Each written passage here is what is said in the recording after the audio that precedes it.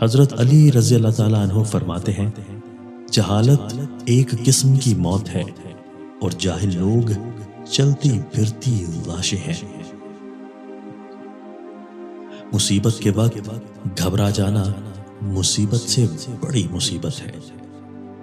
یہ دنیا بھی کتنی عجیب ہے، ایماندار کو بے وقوف، بے ایمان کو عقل مند اور بے حیا کو خوبصورت کہتی ہے۔ جس نے اپنی پریشانیوں کو لوگوں پر ظاہر کیا تو وہ اپنی ذلت پر راضی ہو گیا۔ مجھے مایوس ہونے والے شخص پر تعجب ہوتا ہے جب اس کے پاس استغفار کی قوت موجود ہو۔ دو اعمال ایسے ہیں جن کا ثواب کبھی تولا نہیں جا سکتا، معاف کرنا اور انصاف کرنا۔